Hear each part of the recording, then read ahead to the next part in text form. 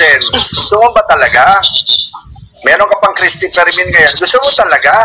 Gusto mo talaga sabihin ko kung sinong kabit mo at kung sino yung girlfriend mo sa 8 Bulaga na naging girlfriend din ni Bossing, sabay pa kayo.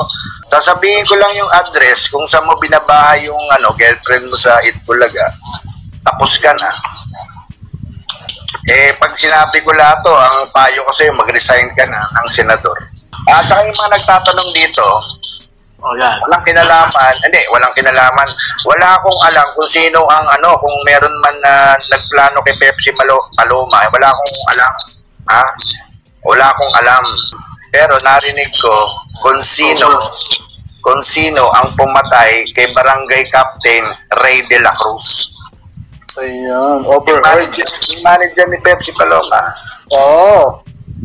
Kaya siguro mag-iiwan na lang ako ng video para sa iyo, Bryce. Paki-play na lang pag pinapatay na ako nitong mga to. Kasi talagang masisira sila. Sa sindikato, dyan sa 8 Bulaga, sa sindikato, di ba sabi ko sa iyo, may mga masasamang tao dyan? Yung sindikato sa 8 Bulaga? Isa na si Tito Sen doon sa sindikato doon. Parang advisor yun, advisor. Nako. Si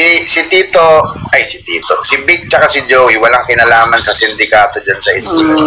Vic tsaka si Joey, nagtatrabaho lang yan. Pero malamang galit na sa akin ngayon si Vic dahil kapatid niya. Wala akong magagawa. Inaapi ako ng 8 Bulaga. Saka yung sinasabi nila na wala akong utang na loob. Unang-una, sa politika, gusto yung side ni Tito Sen. Nandyan siya sa side ng nakaalyado siya sa gobyerno doon pa lang, hiwalay na kami. Ano bang ibig sabihin nito? Dahil 6 years ago, membro ako ng 8 Bulaga. Magpapakatuta na lang ako kay Tito Sen, ganun ba yun? Wala ba akong sariling buhay? Wala ba akong sariling desisyon? Tama. Nagagalit sa akin si Tito Sen dahil kumakampi ako kay BP Sara. Ano to, habang buhay, perket magkasama tayo dati, Tito Sen, perket magkaibigan tayo dati. Hindi na pwede akong maniwala kay BP Sara at siya ang pinaniniwalaan ko na susunod na magiging presidente ng Pilipinas dahil wala akong bilib sa presidente mo. Tuta mo, Tito Sen, habang buhay? Teka muna. Kung ako'y tuta ako ng taong bayan. Tuta ako ng mga taong may hirap na ninakawan nitong gobyernong to. Yan. Tuta ako ng taong bayan. Tuta ako ng mga ninakawan. Aminin ko, tuta ako. Pero kung nagagalit ka dahil bakit hindi ako tuta mo, Tito Sen, talagang hindi ako sasama sa iyo sa gobyernong yan dahil ang daming nakawan dito sa gobyernong to. Talagang never ako sasama dyan sa gobyerno. Hindi ko susuportahan tong gobyerno to dahil ito na ang pinaka-kurakot na gobyerno sa tanang buhay ko na naranasan. Tapos wala pa nangyayari. Tapos susuportahan ko kayo dyan sa nyo. Hindi, dito ako kay BP Sara. Dito ako. Dito ako sa DDS. Magdedeklara na akong DDS. Mag-a-apply na akong senador Bryce. Mag-a-apply na akong senador dito kay BP Sara. Titikat ka na. Titikat na ako para kung manalo ako pagdating ko sa Senado, sige, doon kami debate ni Tito Sen. Alam niyo mga kababayan, ito po pala si Anjo Iliana ay may kagustuhan or balak tumakbong senador sa ticket ni Sara Duterte. So sa tingin ko, yun po yung reason kung bakit nag-iingay siya ngayon. Inamin naman po niya, di ba? Gusto niya tumakbo bilang senador. Ang nakapagtaka nga dito, ang dami na niyang tinakbuhan. Kung doon ka nagkakamali sa Parañaque, lumipat ng Quezon City, and then Calamba City, and then Kamsung, bigla ka na lang susulpot sa isang lugar at tatakbo sa public office sa lugar na yon na hindi ka naman kilala o hindi ka naman talaga tumira ng matagal sa lugar na yon. Bigla kang susulpot, wala ka pang napatunayan sa lugar na yon, bigla kang tatakbo sa public office nila. So, ano ba layunin mo? Magka-posisyon lang or magserbisyo?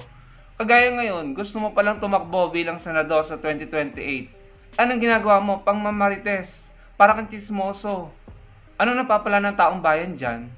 Ang concern ng mga Pilipino ngayon ay yung nakawan na nangyayari sa DPWH at saka yung mga kickback na tinatanggap ng mga congressman at senador. Pero ikaw, ang issue mo, kabit. Totoo man yan or hindi, walang pakialam ang mga Pilipino dyan. Ang pakialam ng mga Pilipino is yung national interest, yung nangyayaring nakawan. Ikaw, ang ini-issue mo, kabet ni Tito Sen. So, totoo man yan or hindi, anong pakialam namin dyan? Honestly, hindi ko po alam kung saan nagsimula yung ganyang issue nila, no? Pero personalan yan, mga kababayan. Ang nakikita ko dito, ini-interrupt niya yung momentum ng mga Pilipino. Yung focus ng mga Pilipino na imbes na pinag-uusapan natin, at hindi tayo nakakalimot patungkol dyan sa mga flood control kickback na yan, sa corruption, tila gusto niyang agawin ang atensyon natin. Ang focus natin at makalimutan natin ang mga issue patungkol sa nakawan, sa confidential fund at sa flood control fund, mga kababayan. So, nakakabuisit na may bigla na lamang ganitong susulpot at magpapasabog ng mga personal na issue ng isang politiko. At siya na ngayon ang pinag-uusapan. Siya na yung talk of the town ngayon ng mga Pilipino. Napansin ko po, mga kababayan. So, sana man lang pakiusap, Anjo Iliana, no? Ilang beses ka nang natalo sa mga lugar na tinakbuhan mo, ibig sabihin nito hindi naniniwala sa iyo yung mga tao. Nagmumukha kang katawa-tawa sa ginagawa mo. Huwag mo namang sirain ang momentum or focus ng mga taong bayan na nakatutok at nag-uusap patungkol sa korupsyon. Yung mga issue ng mga artista, yung mga kabit-kabit na yan, yung mga hiwalayan na yan, isang tabi nyo muna yan. Kung gusto nyo, magdemandahan kayo. Pero ang mahalaga ngayon, na pinag-uusapan dapat natin at hindi po natin dapat makalimutan ay yung mga issue sa pagbaha, yung mga ghost project at saka substandard na project na flood control na yan. Kagaya ngayon, bumagyo, ang dami na naman pong binaha, abot sa lampas bahay, yung mga sasakyan, sira-sira, ang dami na salanta ng baha. Tapos ito, may isang artista na sinasabi ng publiko, ng mga netizen na laos na, biglang susulpot at mag-ukukuda ng personal na issue ng isang politiko. So, nakakabwisit po talaga, mga kababayan. Tapos, ibibintang mo kay Tito Sen yung mga sinasabi, parang ang pagkaunawa ko po kasi sa sinasabi niya, tila may binabayaran si Tito Sen na mga vloggers para po batikusin siya. Sino ba namang hindi babatikos sa'yo? Sa totoo lang, marami ng vloggers na nagsasalita ngayon at binabatikos ka dahil wala ka sa lugar eh. Wrong timing ka. Alam mo na ang issue ngayon ay patungkol sa korupsyon. Gusto mong agawin ng atensyon. Gusto mong ikaw ang pinag-uusapan. Anong mapapala ng mga Pilipino sa iyo at sa issue mo? Anong ambag mo sa Pilipinas para pakinggan ka? Yung mga posisyon nga na tinakbuhan mo sa iba't ibang lugar, hindi ka nanalo. Ibig sabihin, walang naniniwala sa iyo. At lalong walang maniniwala na sa iyo sa 2028 kung tatakbo kang senador dahil nagiging chismoso ka ngayon para kang marites. Walang napapala ang Pilipino o mga Pilipino sa ginagawa mong yan. At tatakbo ka pa talagang senador. So sa tingin ko, mga kababayan, sinabi niya under the slate of Sara Duterte daw, gusto lang niyang kunin ang suporta ng mga DDS. Mga kababayan, maging matalino na tayo, no? Nakakaumay na, ang dami ng artista sa Senado. Dadagdagan pa ba natin? Yung mga kalibre nila Tarallanes, nila Senator Risa Ontiveros, Bam Aquino, Kiko Pangilinan, sila Legarda, sila Tito Sen, sila Ping Lacson. Yan po yung mga may pinatunayan na. Huwag na po tayo magluklok ng isang artista na parang tila chismoso. Kung kailan tumanda, saka naging ganyan. Naging kinabubusita na po siya ng mga Pilipino. Kayo po, ano po masasabi nyo sa narinig nyo kay Anjo Iliana? Ilagay nyo lang po sa comment section. Salamat po sa panonood.